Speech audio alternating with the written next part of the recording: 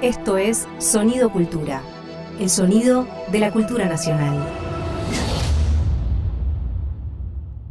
¿Ella está un poco despeinada? No. ¿Él parece un poco desvelado? Uh-huh. Llegan para hacer Un poco sucio con Julia Rosenberg y Javier Trimboli. Nunca más a gusto en el basurero de la historia.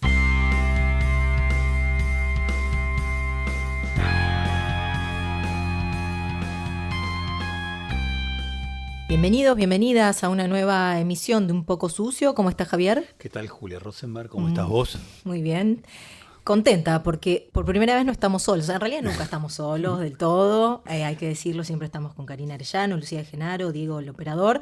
Pero en esta oportunidad tenemos más compañía porque por primera vez vamos a hacer una transmisión de Un poco sucio con un grupo de estudiantes, docentes y bueno, eso nos pone muy contentos. Pero muy contentos. Hace tiempo que teníamos ganas. Un poco sucio nació en plena pandemia, por lo tanto estaba confinado él mismo, ¿no? Obligado a trabajar en situaciones muy reducidas. Entonces nos gustaba esta idea y hoy finalmente se concretó, así que estamos recontra contentos y agradecemos muchísimo a la profesora Verónica Cetrángolo, que está acá acompañándonos, y a los chicos, chicas, chiques del cuarto año de Primera División, el cuarto primera de Orientación Ciencias Sociales del Normal 7 de Almagro. Bien, muchísimas gracias por estar acá, tiene un gustazo. Así que bueno, un poco la idea va a ser hoy replicar un poco el esquema del programa, pero también con intervenciones de quienes vinieron a escuchar esta transmisión, porque nos interesa la conversación también, no solamente plantear problemas y preguntas, sino la conversación con quienes pueden ser potenciales oyentes de Un poco sucio. Y hoy, en esta oportunidad, puntualmente vamos a hablar de un tema que hasta ahora no hemos abordado prácticamente, pienso, en el periodo, ¿no? Creo que mucho no nos hemos acercado. Fundamentalmente alrededor de la Semana Trágica, ¿no? Uh-huh. Enero de 1919 y estos acontecimientos que han quedado en la historia, que en realidad muy inmediatamente se los empieza a llamar así, ¿no? Como Semana Trágica, a lo que fue un proceso de huelga, protesta y su posterior represión, uh-huh. Cruel y feroz represión uh-huh. a ese proceso de huelga, ¿no? En primer lugar, me parece que está bueno plantear que pocas veces hubo en la ciudad de Buenos Aires una movilización tan importante como la que ocurrió en enero de 1919. Ya hace más de un siglo. Sin embargo, movilizaciones de esas características, a la vez porque tuvieron un grado de combatividad, un grado de enfrentamiento muy importante, no ocurrieron bien en la ciudad de Buenos Aires. Digo, sabemos del Cordobazo, 1969, uh-huh. Decimos, wow, qué lucha, pero recontra, del Tucumanazo, de los Rosariazos. Tenemos muchas de estas luchas distribuidas en el país. Ahora, en la ciudad de Buenos Aires es quizá de las más relevantes. Y con ese carácter de combatividad, ¿no? Porque también tenemos recuerdos de movilización, el 17 de octubre, movilizaciones así, pero no de combate, muerte, balas, ¿no? Como hubo en esta semana, en estos días de enero de 1919. Sí, ahí me parece que obliga a que uno se pregunte en qué consistió esta movilización obrera. Uh-huh. Bien, primero un dato muy pequeño y concreto. Los talleres Bacena. ¿Qué eran los talleres Bacena? Una empresa metalúrgica, de las primeras empresas metalúrgicas que había en la Argentina, que se estaba iniciando en eso que se llamó sustitución de importaciones, ¿no? El modelo agroexportador, pero necesitado en la coyuntura de la Primera Guerra de sustituir importaciones. Estos talleres Bacenas que estaban ubicados en Parque Patricios, donde hoy está la Plaza Martín Fierro, ¿bien? La Plaza Martín Fierro. Estos talleres Bacena se caracterizaban por qué cosas. Claro, no había leyes laborales de ningún tipo. Por lo tanto, en pos de ahorrar, y sobre todo en situaciones de guerra, muy pero muy malos salarios. Muy pero muy malos salarios. Y al mismo tiempo contrataban a una mano de obra que estaba dispuesta a trabajar por poquitísimo.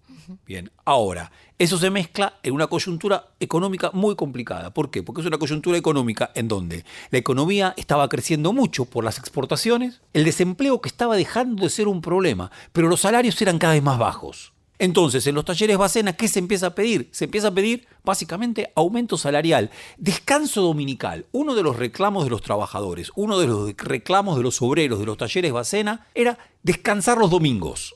Nada más que eso, descansar los domingos. Por lo menos, ¿no? Por lo menos. Bien, un poquitito. La reducción de la jornada laboral y el descanso de los domingos. Y por supuesto, el aumento. Al mismo tiempo también la reincorporación de todos los compañeros trabajadores que en lo que había sido todo un año de lucha, que en ese entonces estaba llegando a un pico, fueran reincorporados, bien, nuevamente a la fábrica. Eso es el origen de un problema. Uno diría, demasiado poco para que diera lugar a, como muy bien señaló Julia, la movilización más importante que tuvo la ciudad de Buenos Aires de carácter combativo, de carácter de enfrentamiento en la calle, con barricadas, con incendios. Claro, ¿por qué de algo tan pequeño se produjo algo tan grande? Es una suerte de enigma, que uno lo podía presentar así. Sí, y este carácter de trágico, ¿no? O sea, esa palabra que también es tan contundente para describir un acontecimiento histórico. Y pensaba también, bueno, la particularidad, ¿no? Para atrás, claro, esto se da bajo un gobierno que podríamos decir nacional y popular. Es difícil cómo caracterizar a Irigoyen, pero quiero decir, no se da bajo el régimen conservador, que claramente uno podía esperar un fuerte proceso de represión contra el movimiento obrero, como efectivamente lo hubo, ¿no? En los alrededores, sobre todo el centenario y esa primera década del siglo XX, sino que este acontecimiento se da bajo el gobierno de Hipólito Yrigoyen, ¿no? Primer presidente electo bajo el voto popular, gobierno democrático, y eso creo que también le suma un carácter de enigma, si se quiere, a este acontecimiento, ¿no? Que, bueno, justamente la había asumido con la idea de no tener ese mismo carácter represivo para con el movimiento obrero, sino más bien al contrario, atenderlos, llevarlos a la Casa Rosada, hablar con ellos, tener un vínculo con este movimiento obrero. Y sin embargo, bueno, este acontecimiento. Totalmente. Y algo de eso había hecho, sobre todo, Irigoyen llega al gobierno en 1916, estamos acá, semana trágica, va a ser enero de 1919, en los primeros años del gobierno de Irigoyen se había entendido muy bien, sobre todo con la FOM, la Federación Obrera Marítima, con los trabajadores ferroviarios, había mediado en distintos conflictos siempre a favor de los sindicatos. Otra manera que tenía Irigoyen de distinguirse de los gobiernos de las clases acomodadas, de la élite conservadora. Ahora, acá falla algo. ¿Cómo se empieza a encender el conflicto? El conflicto se enciende fundamentalmente el 7 de enero, se empieza a encender fuerte, casi un calor bárbaro además. ¿No? Parece que la temperatura en Buenos Aires estaba que estallaba. 35, bien, ¿no? Bien, sí, Algo una así, temperatura así importante. Y uno podría imaginar un enero en donde, claro, las clases populares, muchos de ellos cantidad inmigrantes, la sociedad en Buenos Aires era fundamentalmente esa sociedad aluvial, ¿no? Formada por cantidad de contingentes inmigrantes que llegaban y que, por supuesto, ocupaban los puestos laborales menos o peor remunerados, mejor dicho, mientras que las clases altas ya estaban de vacaciones. ¿Dónde? ¿En Mar del Plata o en la zona norte de la ciudad? Ahora, 7 de enero ocurre un conflicto importante. Bien, hasta ese momento el gobierno de Irigoyen no había querido tomar mayores cartas en el asunto. Lo cierto es que en ese momento toma alguna, envía a la policía y hay un muerto. Bien, los huelguistas que están organizados, se produce una situación de represión, los huelguistas responden y hay un policía muerto. A ese policía muerto la respuesta es 4 obreros, 4, ni siquiera obreros, 4 vecinos de Parque Patricios, de los alrededores, bien, de los talleres Bacena, asesinados. Eso el 7, ¿no? Eso es el 7. Claro. Y ese es el hecho que produce una enorme conmoción. ¿Por qué? Porque los obreros de Bacena junto con otros trabajadores organizan y deciden convocar a un paro general para el 9 de enero. En ese entonces no había CGT. No había bien, un nucleamiento único y poderoso de los trabajadores. No había una representación consolidada del conjunto de los trabajadores. Lo que había era, claro, distintas agremiaciones. Una fundamental era la de los anarquistas. Otra, la de los sindicalistas. No por el término genérico sindicalistas, sino que eran digamos, como una suerte de brazo, bien, del gremialismo llamado sindicalismo, más propenso a conversar con el Estado. Eran los dos sindicatos más importantes, las dos formas de gremiación más importantes. Ahora, lo extraño, esta huelga y esta gran movilización no salió ni de los anarquistas ni de los sindicalistas. Como si dijéramos, no salió de la CGT. La extrañeza de una grandísima movilización trabajadora de alto nivel de combatividad que ni siquiera apoyaron los anarquistas. Por esos días, Simón Radovítsky, que era uno de los grandes líderes del anarquismo, en tanto que había sido un anarquista que había asesinado a un brutal jefe de policía, el coronel Ramón Falcón, en 1909, se había escapado de la cárcel. Entonces los anarquistas estaban obsesionados, para ellos era esa la noticia. ¿Qué hacemos con Simón Radovítsky? ¿Cómo hacemos para rodear a Simón Radovítsky y apoyarlo?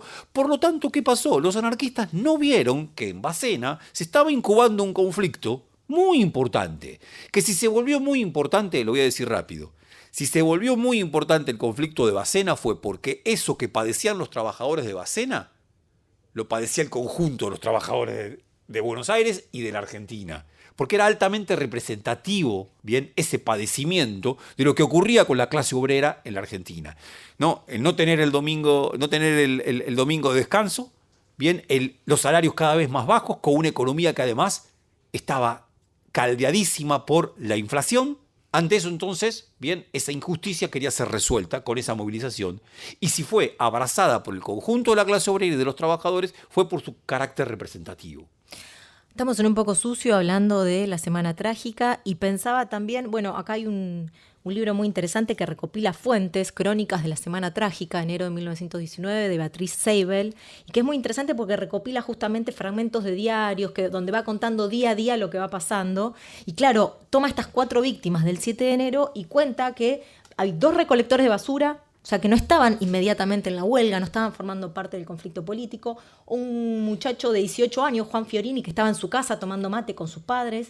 Y uno último que no cuentan ahí bien cómo se dio, pero esto que decía Javier, ¿no? De alguna manera. Claro, son muertos que no son obreros sindicalizados de la FORA, sino que eran gente que estaba en el barrio, en las cercanías de los talleres Bacena, ¿no? Y quiero decir con esto, para sumar a lo que vos venía diciendo, Javi, que quizás también una explicación posible de por qué en un momento se llegó a hablar de 40, 50 mil obreros trabajadores rodeando los talleres Bacena, por qué es tan multitudinaria al punto tal que excede a los obreros organizados, puede ser por la enorme crueldad con la que se reprime esto. Quiero decir, la crueldad con la que se reprime excede al conjunto de trabajadores que estaban combatiendo, que estaban pidiendo huelga, que estaban reclamando por derechos laborales, sino que va hacia todo el barrio, hacia toda la población. Bueno, esa crueldad enorme que se imparte sobre la población, que no tenía nada que ver con este conflicto, me parece que de alguna manera también motivó a que, bueno, esto es contra todos, totalmente. No es solamente contra obreros sindicalizados, ¿no? Yo creo que ahí hay algo que ocurre que excedió todos los pronósticos de lo que podía pasar. Excedió todos los pronósticos. Y a decir verdad, esta crueldad que señala Juli, que comienza con estos 4 muertos, hasta ese momento era muy poca cosa, porque el asunto se pone realmente complicado el 9 de enero. El 9 de enero, efectivamente, se hace el paro y se organiza una gran marcha para acompañar hacia Chacarita a los muertos del 7 de enero. ¿No? Es una gran movilización que lo que hace es acompañar a los ataúdes de los que habían sido asesinados el 7 de enero. Esa marcha raramente se empieza a llenar de gente. Insisto, los anarquistas no lo vieron, los sindicalistas no lo vieron. Y se transforma en una movilización multitudinaria. Esa movilización es la que empieza a ser reprimida. Y luego, ¿qué va a ser reprimido? En el mismo cementerio de Chacarita muere cantidad de personas. Bien, cantidad de personas. Esa crueldad que vos señalabas es una crueldad que se empieza a desenvolver en los días posteriores al 9 de enero. ¿Bien? Y que, por supuesto, indica muchísimo. A ver, uno diría así, indica muchísimo sobre la sociedad argentina. Sobre la sociedad de clases, sobre la sociedad capitalista, podríamos decir. A veces uno piensa, ¿por qué interesan tanto los momentos excepcionales en la historia? Porque muchas veces los momentos excepcionales lo que hacen es revelar lo que ocurre normalmente, pero que no se ve. Revelan lo que en la normalidad está más bien suavizado, tamizado. Los momentos excepcionales lo ponen, ¿no?, a los ojos de todos. A los ojos de todos, ¿qué ocurrió? Una matanza. ¿Cuántos muertos hubo en la Semana Trágica? No hay manera de definirlo, pero algunos dicen 200, algunos dicen 500 y otros llegan a decir más de 1000. Es un hecho que, claro, que no solo importa por la movilización obrera, por los reclamos, sino de nuevo, ¿no?, por lo que constituye del otro lado, ¿no?, por la enorme represión que excede a Irigoyen, ¿no? Muchos cuentan que de Lepián, que era un militar, saca los tanques a la calle sin que nadie se lo pida y que de alguna manera después Irigoyen lo termina reconociendo, pero que esta autora, Sandra McGee de Deutsch, dice, si de Lepián no hubiese sido irigoyenista, tranquilamente podría haber hecho un golpe de Estado ese mismo día, ¿no? No solamente por la represión que imparte el gobierno, sino también porque esta represión sobre el movimiento obrero es originada y es impartida por sectores civiles, por agrupaciones civiles, ¿no? Llamados niños bien, se los empieza a llamar así en ese entonces, y que de alguna manera es el origen de lo que después va a terminar siendo la Liga Patriótica. Pocos días después, el 20 de enero, ya está la primera reunión de la Liga Patriótica, ¿no? Personas de civil, con una composición de clase, de la élite, de la clase dominante, que salen a reprimir trabajadores. ¿No? Por fuera del Estado, por fuera de las Fuerzas Armadas. Qué complejo. Muy complejo. Muy complejo y muy anticipatorio de la historia argentina, ¿no? Muy complejo y se liga con lo que ya había ocurrido y al mismo tiempo parece anticipatorio de lo que vendrá. Bien, parece anticipatorio de lo que vendrá y eso nos genera como cierto escozor. Algo que por supuesto ustedes, porque son del Normal 7, quizás les interese muchísimo. La calle Corrientes fue principal en esta lucha. La calle Corrientes, desde Pueyrredón hasta Chacarita. Probablemente la zona mayor de enfrentamientos fue ahí, en una primera instancia. En una segunda también, y vamos a hacer una referencia concreta a esa segunda instancia. Me interesa traer una cita. Vamos a incorporar para la conversación un libro que es fundamental. El libro lo escribe Piñe Wall. Piñe quiere decir Pedro. Piñe Wall. ¿Bien? Se llama Pesadilla el libro. Voy a contar bastante, podemos contar bastante claro. sobre este libro. Pero claro, Piñe Wall fue un testigo de lo ocurrido. Testigo participante, al que se sumó y lo sumaron un poco más a lo ocurrido. Dice Piñe Wall, una multitud fluye hacia Rivadavia a causa del rumor de que por allí pasará un cortejo fúnebre, finalmente va a pasar por Corrientes. La calle se encuentra atestada de inmediato, y esto me parece que es interesantísimo. Es así, la gente de los cafés, que durante todo el año no ha tenido nada que ver con el movimiento obrero, a pesar de ser también obreros, da vuelta por aquí con rostros furibundos y miradas llameantes. Miren qué interesante, la gente de los cafés, que son obreros, pero que nada han querido saber con identificarse con obreros, de repente se identifican como obreros. De repente se suban a la movilización, casi para una suerte de definición. Una movilización pasa a ser realmente significativa, una movilización pasa a tener carácter de acontecimiento, cuando aquellos que hasta el día de ayer no se habían sumado porque no se sentían convocados por esa identidad, obreros, de repente dicen, che, sí somos obreros, sí somos trabajadores, sí somos pueblo y por lo tanto también nos movilizamos. Cuando ocurre eso es que algo grande va a pasar. Y Piñe Wall acá una nota, dice, ok, algo importante estaba por ocurrir. Salen del café y se suman a la manifestación.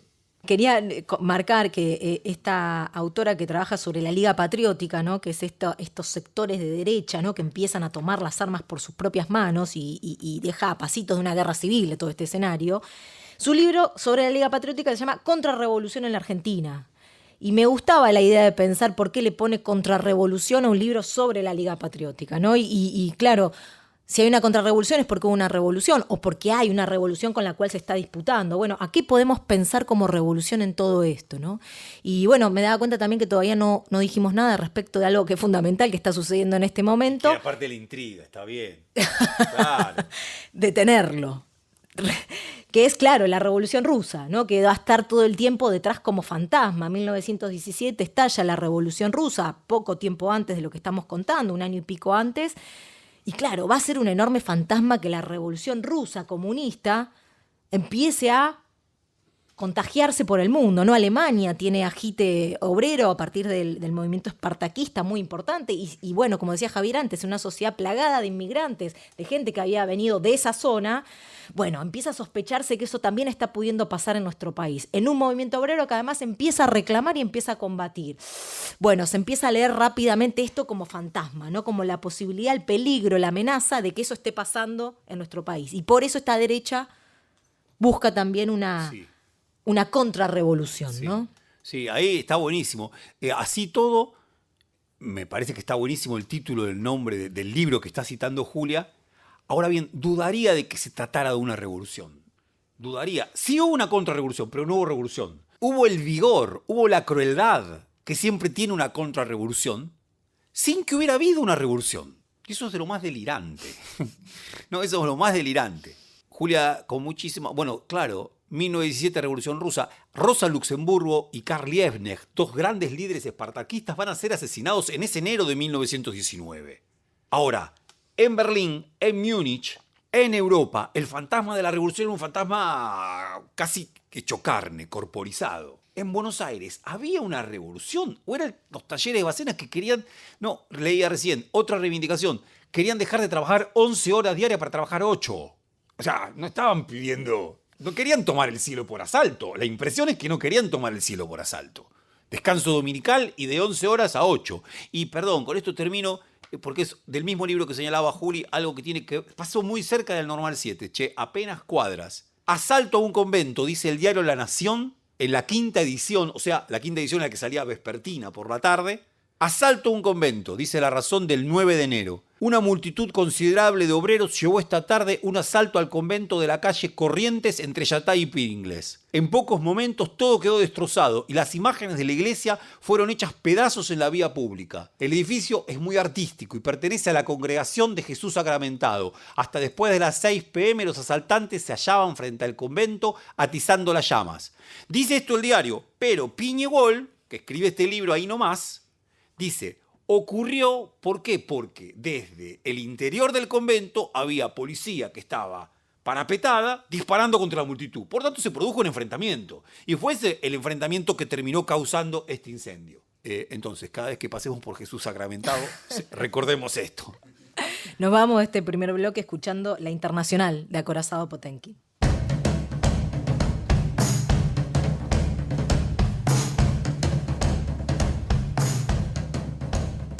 Estás escuchando un contenido del Ministerio de Cultura. Seguimos en Un Poco Sucio en el segundo bloque y veníamos hablando sobre Semana Trágica y como veníamos anticipando, esta segunda parte nos va a interesar conversar con los y las estudiantes de cuarto año de... El Normal 7 está, por favor, perdón. Y con Verónica, también su docente, a quien le vamos a pasar la palabra, que quería comentar algo. Sí, bueno, gracias Julia, Javier. Yo lo que venía pensando recién mientras los escuchaba, y un poco ustedes lo iban introduciendo, me parece, en la conversación, cuando se habló de este enfrentamiento en plena Avenida Corrientes, a 5 cuadras de donde ya en ese momento, además, funcionaba el Normal número 7, incluso como escuela primaria.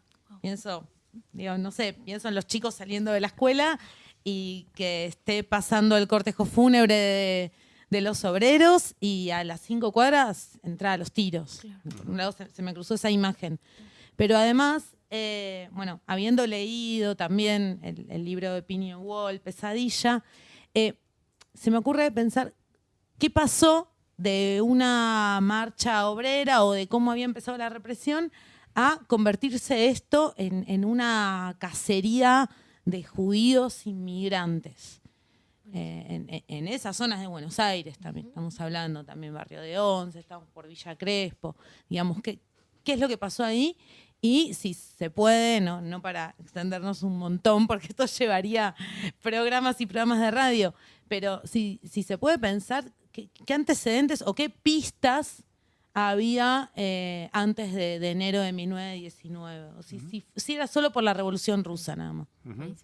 Yo diría, para que se produjera un pogrom en Buenos Aires, pogrom como cacería, como voluntad de destrucción de un otro que además es el judío maximalista inmigrante. Maximalista, palabra que estaba muy en boga en el momento, quiere decir que va por el programa máximo de la revolución bolchevique, de la revolución comunista. Para que en una sociedad se produzca un pogrom de esas características, evidentemente no basta con algo aleatorio. Tiene que haber un suelo que prepare eso. Sin ese suelo que prepare eso, no puede ocurrir. Y el suelo que prepare eso, no sé cómo lo ves vos, Juli, yo lo diría así. Las élites en la Argentina, necesitadas para dar lugar a la modernización y al crecimiento económico, convocaron a multitudes que provinieron de Europa. Multitudes que provinieron de Europa y que en algún momento habían imaginado que iban a ser multitudes muy civilizadas, muy educadas, muy deferentes, o sea, respetuosas de la autoridad. Finalmente, esas multitudes que vinieron de la Europa pobre. Y a la vez trajeron, en algunos vectores de esa multitud, ideologías de carácter contestatario. El marxismo, el anarquismo. Ahora, ¿qué ocurrió? Para esas élites que conformaron y que hicieron todo para que se constituya ese tipo de sociedad multitudinaria, masiva, inevitablemente inmigrante, de repente esa sociedad se les volvió un peligro. Eso que crearon pasó a ser objeto de su más enorme temor, porque lo desconocían y porque no estaban en lo más mínimo preocupados por entenderlo, por conocerlo, por legislar, por protegerlo, por hermanarlo, por integrarlo a la Argentina. Bueno, yo diría por ahí, hay algo, yo diría así, un acceso de neurosis paranoica como el que derrapó en 1919 a las élites, a los niños bien, decía Juli, bien, o sea, de las clases altas, que salieron a reprimir por cuenta propia y a matar inmigrantes y a matar judíos maximalistas, para que eso haya ocurrido. Evidentemente había algo de crecimiento, una paranoia ante aquello que desconocían, que habían ayudado a crear y desconocían, y no habían sabido cómo integrar. La reacción fue esta. Sí, solo agrego una cosa que me parece interesante esto que decís. Las clases dominantes, los grupos dirigentes que convocaron a las masas inmigrantes a que vengan a poblar, lo hicieron también basándose en un desprecio muy grande, similar al que después van a tener por estas masas inmigrantes, contra el indio, ¿no? Contra el indio y contra el gaucho. Quiero decir, casi como si pudiéramos hacer una historia un poco de más largo plazo, donde ese odio de las clases dominantes por los sectores populares ya estaba antes de que estuviera esta masa inmigrante. Que en todo caso esta masa inmigrante iba a venir a superar al indio y al gaucho que había antes, ¿no? Totalmente. Y con lo que se encuentran es que no. Y la violencia que ejercieron sobre el indio y sobre el gaucho de alguna manera no es tan distinta a la que ejercieron en la Semana Trágica contra los obreros. Creo que quizás también nos sorprende tanto porque es en la ciudad de Buenos Aires. Si hubiese ocurrido en el Chaco o en Formosa, no sé si tendría tanta relevancia, ¿no? en nuestra cultura, pero me parece que hay algo de una violencia contra los sectores populares que no es tan extraña si la extendemos una mirada de más largo plazo, ¿no? Y claro, Verónica, ustedes contaban que vieron hace poco el incendio a la carpa de Frank Brown, ¿no? Un payaso que se da en el Centenario, y también recordábamos antes a Radovisky, que asesina a Ramón Falcón. Quiero decir, la década del 10 del siglo XX es particularmente salvaje, cruel respecto de los sectores populares, ¿no? Casi como si el régimen conservador hubiese tomado una arista ideológica todavía mucho más conservadora y sin pruritos en manifestar esa violencia hacia estos sectores, bueno, que además el anarquismo estaba muy increyendo, ¿no? Entonces, bueno, había que ordenar eso de alguna manera. El pánico por la revolución que se está extendiendo en Europa, le suma un puntito más. A algo que ya estaba, ¿no? Y me parece interesantísimo esto que está señalando Julia. Había cierto entrenamiento en el odio y en la crueldad que se había ejercido sobre el indio. Y ahora, en todo caso, y ahora necesariamente, para esta lógica, se ejerce sobre este inmigrante judío maximalista. Cito un toque de vuelta a Piñewol en su libro Pesadilla. El libro se escribe en 1929, o sea, a los 10 años. Dice así: más salvajes aún resultaron ser las manifestaciones de los niños bien traídos por la tormenta. Bajo los gritos de muerte a los judíos, muerte a los extranjeros maximalistas, celebraban orgías y actuaban de una manera refinada, sádica, torturando a los transeúntes. He aquí que detienen a un judío y después de los primeros golpes, de su boca mana sangre en abundancia. En esa situación le ordenan cantar el himno nacional. No puede hacerlo y lo matan en el mismo lugar. Es extremo. Y de vuelta, ¿no? La rareza de esto que es extremo, siempre condenaríamos algo así. Ahora, en una situación de carácter revolucionario, sin duda diríamos, ok, había un enfrentamiento de clase que conllevaba a la posibilidad de que algo parecido a esto ocurriera. La represión de los días posteriores al 9, ¿no? Decíamos, el 9 es la gran marcha hacia Chacarita, acompañando a los restos en ese cortejo fúnebre. Ahora, la represión es de la semana posterior. Arranca a los días después. Y no arranca, ni siquiera va a la zona de los talleres Bacena, sino que sobre todo, como Verónica planteaba, es en el 11, es en Villa Crespo, bien, es en Villa Crespo, es en los lugares donde efectivamente hay una población rusa judía, como se decía, las dos cosas a la vez, como si fueran exactamente lo mismo. Bien, y sobre esa población se ensaña la represión. Pensaba en esto que también traías, Verónica, ¿no? Desde cuándo este acontecimiento quedó, ¿no? como semana trágica, de cuándo este acontecimiento tuvo presencia. Me parece que es inmediato, ¿no? Sí. Y pensaba también en cuánto de esto, de la enorme represión y de la enorme crueldad, al punto tal de convertirse en un pogrom, tiene que ver también con que haya estado Irigoyen al mando del Ejecutivo, siendo presidente en este momento, en tanto y en cuanto hay algo de esta violencia que, claro, dicen, Irigoyen no está haciendo nada, Irigoyen no va a hacer nada porque es uno de ellos, porque soporta a los obreros, porque los atendió, porque les dio ciertos beneficios. Entonces, como él no va a hacer nada, somos nosotros los que tenemos que reprimir esto. Entonces, me parece que hay algo de una represión descontrolada que tiene que ver también con eso, ¿no? Con una fuerte crítica casi como si lo vieran como, no solamente como alguien que beneficia a los trabajadores, sino como un inútil. Bueno, empiezan también la oposición muy fuerte contra ese gobierno. No es solamente contra los trabajadores que están ahí, sino también una arremetida contra el propio gobierno, ¿no? Sí, de hecho, vos comentabas lo de el general Luis de Lepiane, que se acerca y llega hasta la Casa Rosada. Irigoyen está convencido que es un golpe.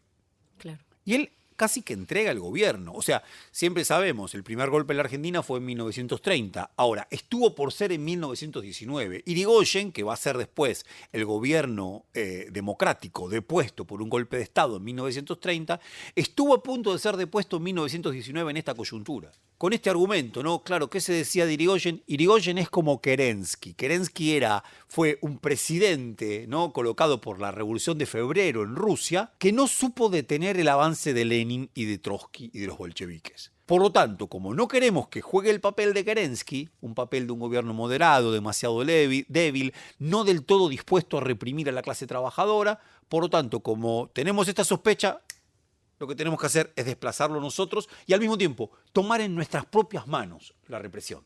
Bien, tomar en nuestras propias manos la represión. Pero hay fotos que son tremendas. Hay una foto de 1919 que es tremenda. Claro, había pocos autos en la ciudad de Buenos Aires. Muy pocos autos. La mayor parte de la gente iba caminando o en todo caso con caballos, coches a caballo. Los pocos autos los tenían muchachos de las clases bien. Entonces, hay un par de fotos que son tremendas porque se nota como muchachos vestidos a lo petimetre, ¿no? Con sus sombreritos blancos, sus bastones, también con un Mauser y en auto, motorizados. La velocidad que hace más fácil la represión, la velocidad que facilita la matanza, la velocidad que da una situación de dominación muy importante sobre el transeúnte que va de pie, sobre el obrero que simplemente cuenta con sus piernas. Bueno, también como un signo de modernización de estas estrategias de represión, ¿no? ¿Hay alguna pregunta, un comentario o algo que quieran sumar? Dale, buenísimo. Bueno, hola, buenas tardes. Primero, ¿no? Mi nombre es Daniel. Tengo una serie de consultas, pero igual voy a hacer por ahora solo una.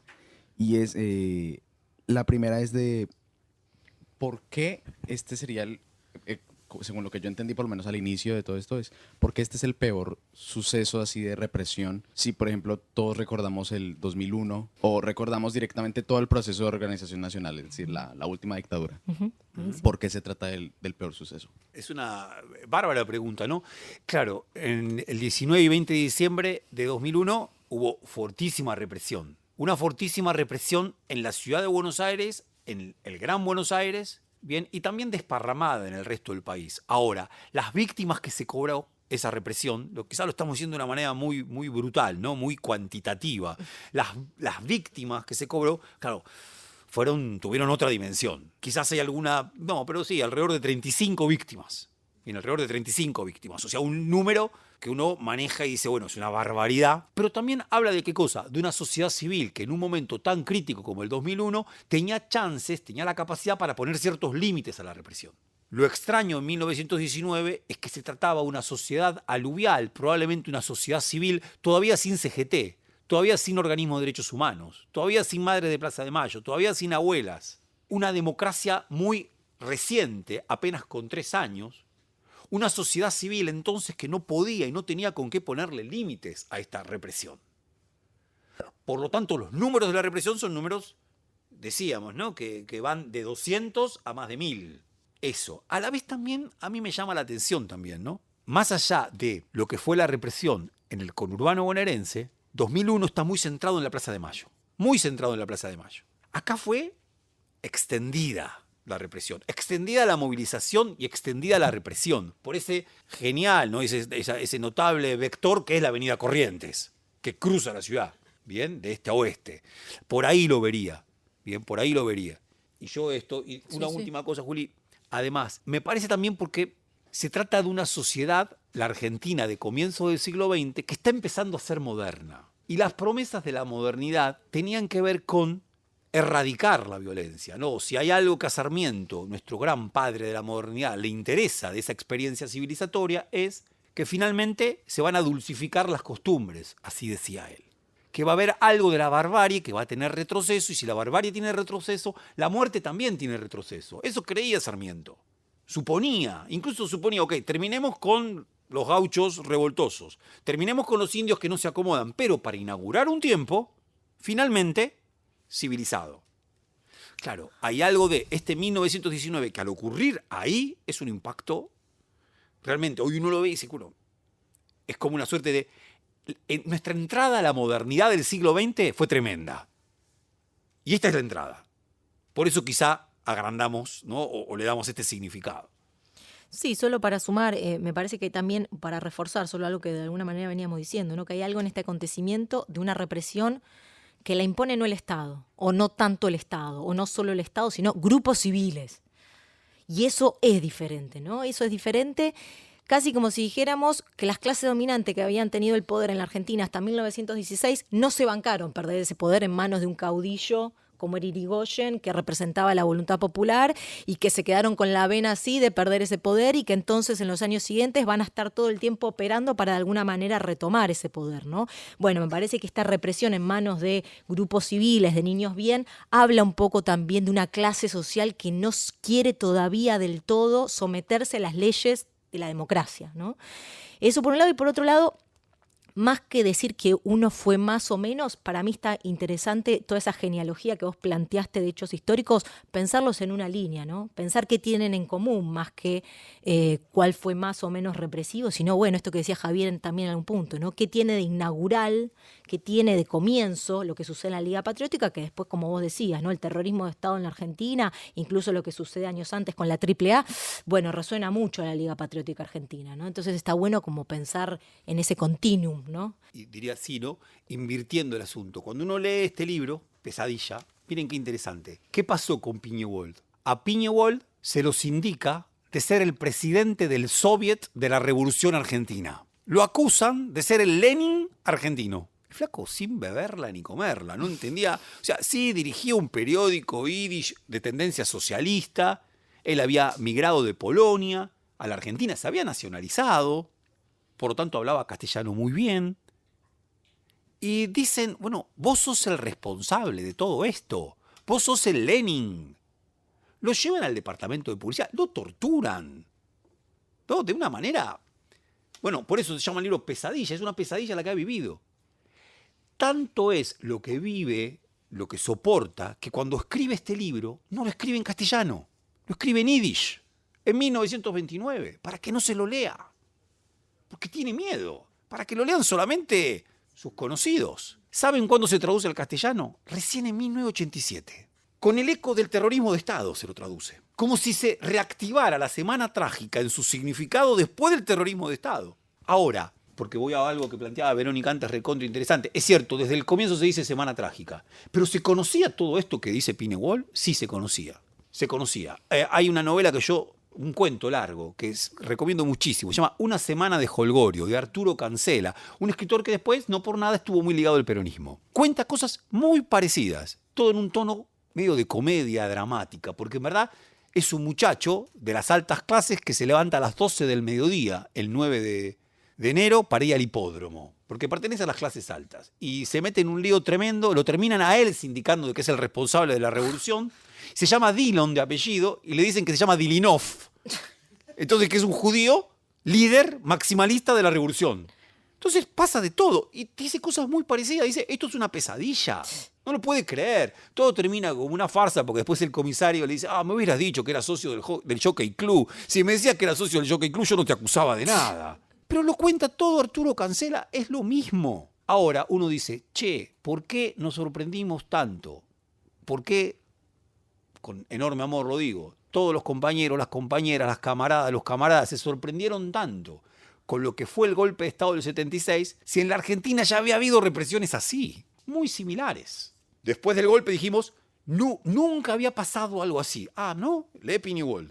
Por supuesto, también podemos decir, como señalaba Juli muy bien, ¿qué pasó con el Chacho Peñalosa? ¿O qué pasó, bien, con los Ranqueles? ¿Qué pasó con los Namuncurá? Bueno, y ahí seguimos. Sí, pero... Verónica, ahí estamos. Algo muy breve por lo que decía Julia hace unos minutos, o Javier. Si esto, en vez de pasar en la ciudad de Buenos Aires, hubiese pasado en ese momento en el Chaco, en Formosa, quizás no hubiera tenido tanta repercusión. Lo cierto es que pasó 2 años después en el sur La Patagonia, claro. en el sur del sur, en el sur de la Patagonia. Y no sé, incluso cuantitativamente hablando, fue muchísimo más Sí. abarcativo. Sí. Sí, y luego en Napalpí, podríamos decir también, claro, totalmente. Puede ser que también, con respecto a esto, el tema de... puede ser que se haya hablado de esto porque ocurrió en la ciudad de Buenos Aires y no en otra provincia, por el tema de que, por ejemplo, este año, creo que fue en la materia de la profe, o si no fue en la materia de sociología, que vimos también sobre la Patagonia Rebelde, que creo que ocurrió antes, si no estoy mal. Bueno, ocurrió después, pero fue algo también Claro. muy sangriento y recién ahora puedo yo, por ejemplo, este año recién decir, wow, ocurrió esto. Claro. O sea, puede también ser así, el tema de importancia capaz de la ubicación. Sí. Y con respecto a la ubicación, otra pregunta más, aprovecho de una vez para desahogarme, y es, ¿por qué es la Avenida Corrientes? ¿Por qué es tan importante la Avenida Corrientes de acá y no, por ejemplo, Avenida Rivadavia o la 9 de Julio o Avenida Santa Fe? El hecho de que haya ocurrido en Buenos Aires sin duda amplificó, ¿no? La resonancia de este hecho al haber ocurrido en Buenos Aires pasó a tener mucha más amplificación que de haber ocurrido en alguna otra ciudad, sobre todo en estos territorios nacionales, como era en ese entonces la Patagonia o como era el Chaco. Correcto en ese sentido. No, después respecto de la Avenida Corrientes, también es importantísima Rivadavia, también es importantísima Córdoba. Ahora, la Avenida Corrientes era importantísima porque liga Chacarita y liga 2 puntos y que continuaba en triunvirato y ligaba, era casi como la partida de Buenos Aires hacia el oeste era a través de la Avenida Córdoba, de la Avenida Corrientes, perdón. Sí, hoy es un punto de encuentro. La sociabilidad porteña hoy muchísimo tiene que ver con esa avenida. Bueno, hemos llegado al final. Queríamos agradecerle a todos y todas los que vinieron por venir, justamente. Contarles que vamos a seguir haciendo esto de invitar a escuelas, institutos de formación docente, agrupaciones que quieran venir a escuchar un poco Sucio y conversar sobre diferentes temas. Aquellos que quieran, les pedimos que escriban al cckirchner.educacion@gmail.com y bueno, ahí se solicita la posibilidad de venir y combinamos y... También una visita al Centro Cultural. Una visita al Centro Cultural que también hicieron quienes nos están escuchando hoy acá en vivo. Y bueno, ojalá puedan venir muchos y muchas. Nos gusta mucho la posibilidad de conversar, así que los invitamos y las invitamos a que lo hagan. ¿Algo más? No, agradecer, como Julia dijo, primera orientación sociales del Normal 7. Contentísimos que hayan estado acá. Nos vamos escuchando La mano ajena de Cumbia Klezmer. Muchas gracias, che.